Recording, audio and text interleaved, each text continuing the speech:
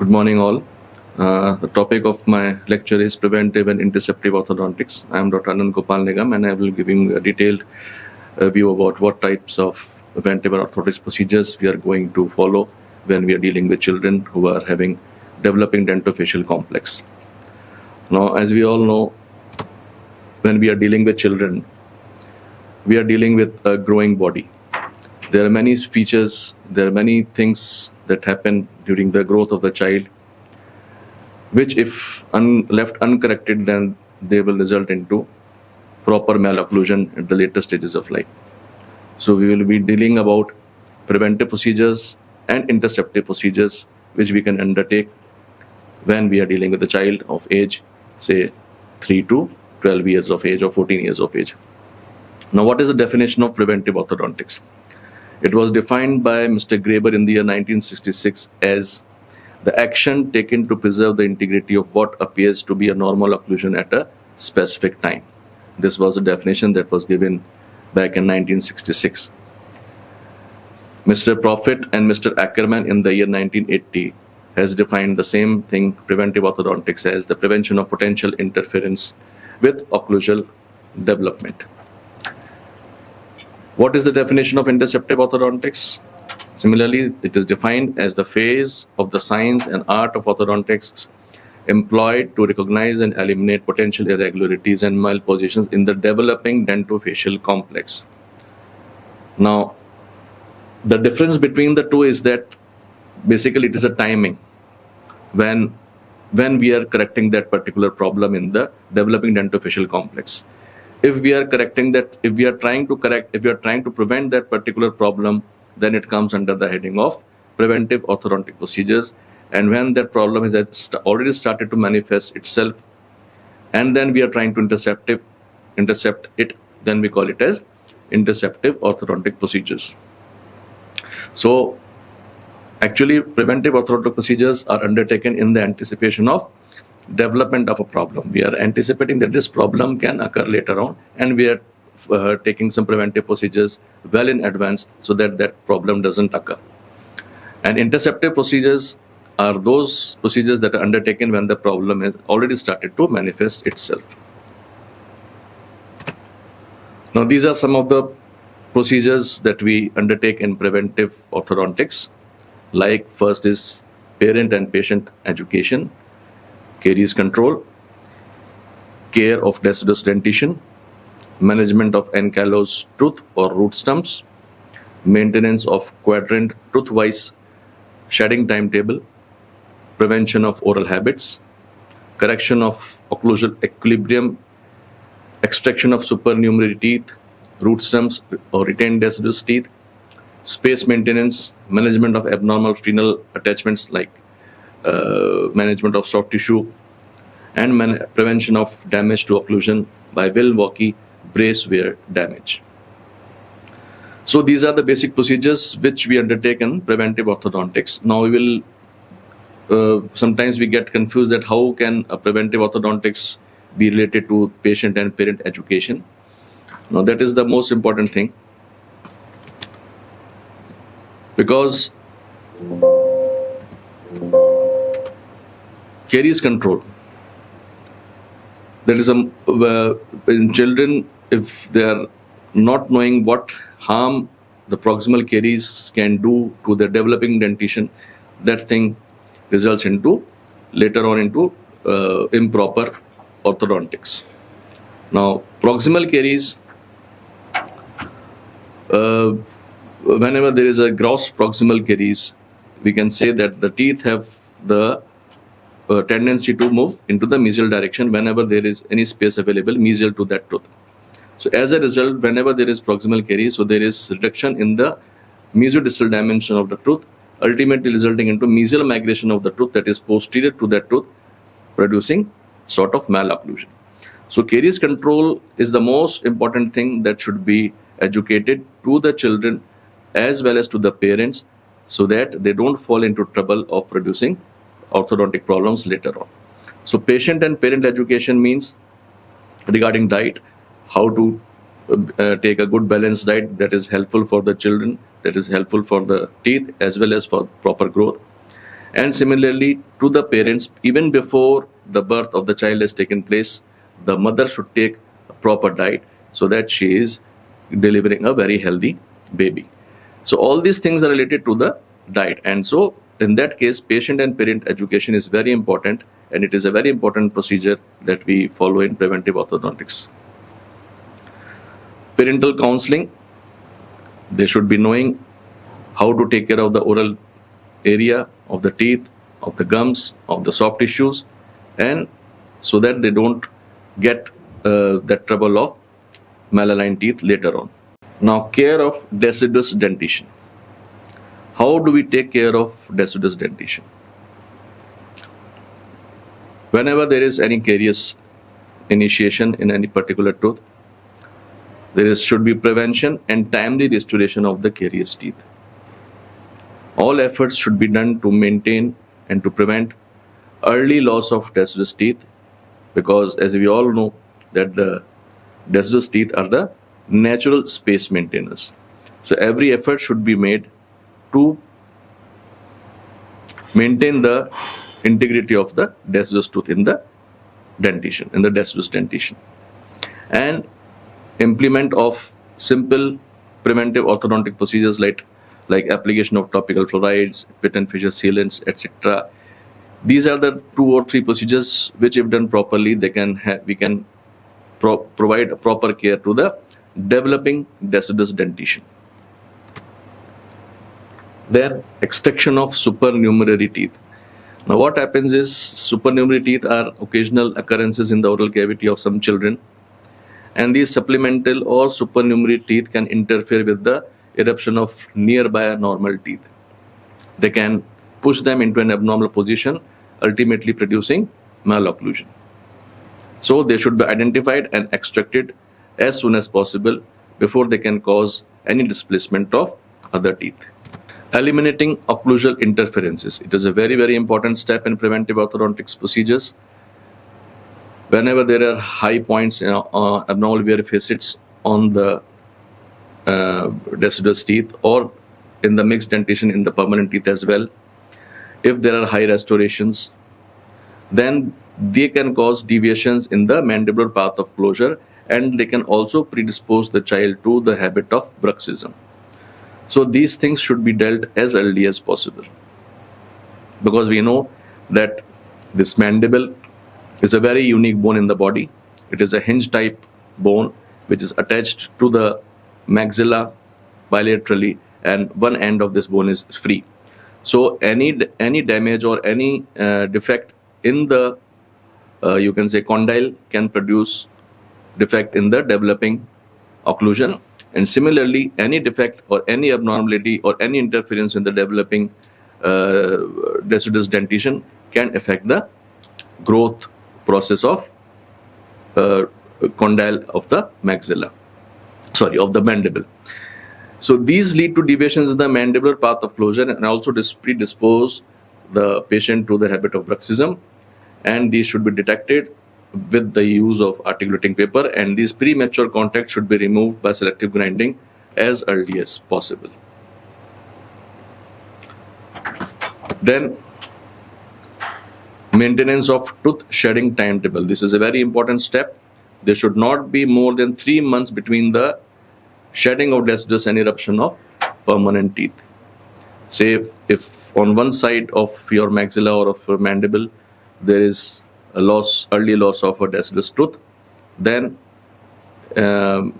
you should take step like extraction of the same tooth on the other side of the teeth of the same arch, so that balance is maintained mesially. Now delayed eruption may be due to over-retained deciduous teeth roots, unresolved deciduous root fragments, supernumerary teeth, cysts and tumors, overhanging restorations, fibrosis of gingiva, and ankylosed primary teeth. So these are some of the reasons which can delay the normal eruption of a tooth. So these things should be kept under control. A proper vigilance should be applied, and then we should see regularly that if any of these conditions is there, that is restricting the tooth to erupt into the oral cavity at the proper time. Management of abnormal frenal attachments means management of soft tissue regions, management of soft tissues in the oral cavity. Now, thick and fleshy maxillary labial frenum leads to midline diastema. Ankyloglossia, similarly, a tongue tie, if it is very thick, it can result into depressed position of the tongue in the oral cavity, ultimately producing posterior crossbite, and because of imbalance forces that are occurring in the oral cavity, because of the force that is produced by the buccellator muscle from outside is not counteracted by the tongue, which is in the abnormal position, and so there is constriction of maxilla and mandible, ultimately resulting into posterior crossbite. So these two frenums, like maxillary frenum, maxillary labial frenum, and the lingual frenum, they should be detected and examined as early as possible, and they should be relieved by proper minor surgical procedures so that they don't produce malocclusion at the later stages. Ankyloglossia is a very common occurrence, and it can be detected easily because the child who is suffering from or is having ankyloglossia will not be having a proper speech, will be having a delayed pronunciation of words, and so such parents should be educated that they should, whenever they see such kinds of things in the child, they should immediately refer to a periodontist so that he can get them child relieved from this problem of ankyloglossia. This ankyloglossia is not only causing speech problems, it may cause at a later date severe orthodontic problems like constricted maxilla and mandible or posterior crossbite, which will be very difficult to correct. So early management of abnormal frenal attachments should be done as early as possible. Preventing Milwaukee brace wear damage. Now, there is an orthopedic problem which we call it as scoliosis, in which there is S-shaped vertebra. So earlier on it was used, today we have got many types of surgical procedures in our hand which can be used to correct this particular problem. But in old days, there was a particular appliance that was called as Milwaukee brace that was made to wear, the child was made to wear this particular orthopedic appliance that imparted extreme pressure onto the developing maxilla, and it produced severe malocclusion later on. Though scoliosis was corrected, but it produced severe malocclusion like restricted growth of mandible, ultimately producing severe class 2 malocclusion. So this was the type of appliance that was used in the past. Nowadays we are not using, but for the theoretical point of view only, we should be knowing what was Milwaukee and how it was used, and it produced severe malocclusions because of abnormal forces on the developing mandible. So these were the procedures which we follow in preventive orthodontics. Now we come to some procedures of interceptive orthodontics. Now the basic difference between preventive orthodontics and interceptive orthodontics is basically the timing. At what time we are treating those problems. If we are anticipating a particular problem and then we are treating it, then it comes under the heading of preventive orthodontics. But if that problem has already started to manifest itself in its initial stage, then we call it as this particular problem falls in interceptive orthodontic procedures. Now, one such thing is habit. So many children suffer from different types of habits. If these habits are persistent, then they produce severe malocclusion. And if we are anticipating any habit can occur in this child at a later stage and we are correcting it, then prevention of those habits comes under the heading of preventive orthodontics. But if the habit has started to produce some type of malocclusion and then we are correcting that particular habit, then we call it as interceptive orthodontic procedures. Now collectively we will be talking about habits as a whole, how to correct different types of habits. But as I told you just now, that it is a timing that decides whether it is a preventive orthodontic procedure or it is interceptive orthodontic procedure. So, habit. The definition of habit is, Buttersworth in the year 1961 defined a habit as a frequent or constant practice or acquired tendency which has been fixed by frequent repetition. You can. There is one more definition of habit that is very easy to remember. Learned pattern of muscle contraction of a very complex nature. This was given by Mr. Moss. Now we can see the classification as of different types of habits. William James gave this classification as useful habits and harmful habits. Useful habits are those habits that are considered essential or normal functions, such as proper positioning of the tongue, respiration, normal deglutition, mastication, and all those. These are all useful habits that are required for proper maintenance of the body, means that are essential for the body. And harmful habits are those habits that are non-essential and have deleterious consequences like thumb sucking, tongue thrusting, etc. Then Mr. Morris and Bohanna, they classified on the type of pressure. They are classified as pressure habits, non-pressure habits, and biting habits. Pressure habits are those habits like they apply force on the teeth on supporting structure, like lip sucking, thumb sucking, and tongue thrusting habit, means they are active habits. Non-pressure habits are those habits that don't apply force on the teeth and supporting structure. They are called as empty habits. In another way, these are called as mouth breathing habits, for example. And then the biting habits like nail biting, pencil biting, lip biting. So these are the three different types of habits which Mr. Morris and Bohanna classified as pressure, non-pressure, and biting habits. Then Mr. Finn classified it as compulsive and non-compulsive types of habits. These are compulsive habits are deep-rooted habits that have acquired a fixation in a child.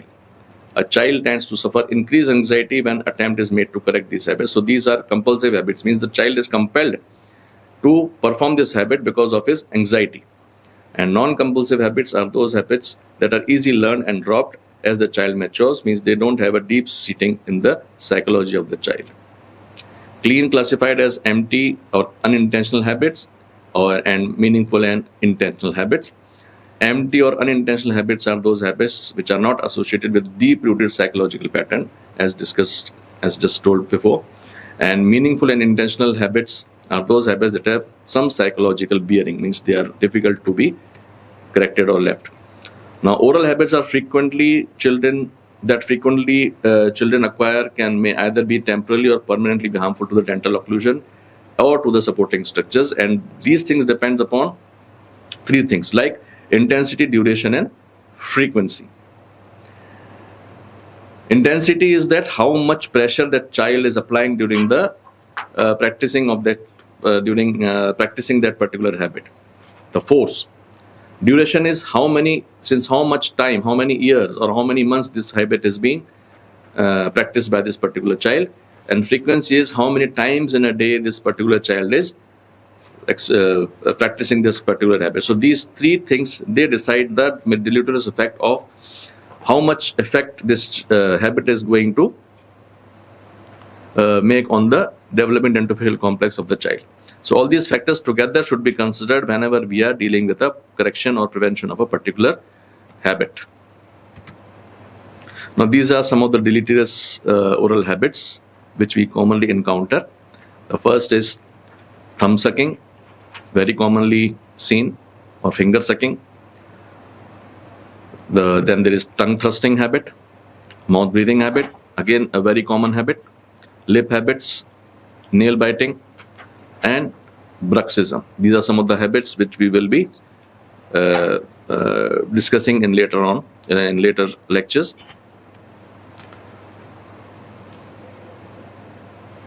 Now we'll start with thumb sucking habit. Thumb sucking habit is the habit which is mostly seen. It is a habit which is evident even when the child is in the mother's womb, when the child is not taken birth. And it continues on till the age of 2 to 3 years. So it is a habit, but it is not considered as a harmful habit till the age of 2 to 3 years because of another reason, that is this sucking of thumb or finger is very, very important for the proper psychological development of the child. But if the child continues with this habit after 3 years, till 4, 5, 6, 7, 8 years, then definitely this habit is going to cause some harm in the developing dentofacial complex of the child, and it is actually a harmful habit that may cause harm to the child. Now basically children who practice, who follow this particular type of habit, they do this to satisfy their psychological and nutritional needs. Normally, children leave this habit by 3 to 4 years of age, but if it continues after that, then definitely this particular habit needs attention. Now, what is the definition of this habit? According to Jalin, it is the placement of thumb or one or more finger in varying depth in the mouth. Now, these are the theories which describes why this habit is very important. Psychosexual theory that was given by Mr. Sigmund Freud in the year 1928, he suggested that it is, if the child doesn't leave this habit, then we should move on to other things like long sleeves gown, wearing of long sleeves gown during the night, application of some certain bitter substance on the thumb or on the finger that is used for sucking during the night, if the child is exhibiting nighttime thumb sucking habit. Even if after that the child is not responding to this particular leaving this habit, then we should show the child himself into the mirror when he is practicing that particular habit, because when a person sees himself in the mirror or through a video film but performing a particular act that is not good, then that person develops a sort of hatred for that particular type of habit, and then the person leaves that habit. That is called as Dunlop's hypothesis. Even if after that the child is not leaving that habit, then we can move on to mechanotherapy. We should start with removable appliances, which are not, should not be worn when the child is eating, and by this time the child leaves that particular habit. But even after that the child is not leaving this habit, then we have to go on for fixed mechanotherapy. That is considered to be a sort of particular punishment in my view. So slowly we should progress, like psychological assessment, psychological training of the child, training of the parents to give more attention to the child, followed by long sleeves gown, bitter substance on the fingers or on the placement of bandage on the elbow joint so that the child is not exhibiting nighttime thumb sucking habit, followed by Dunlop's hypothesis, followed by removable appliance therapy, and followed by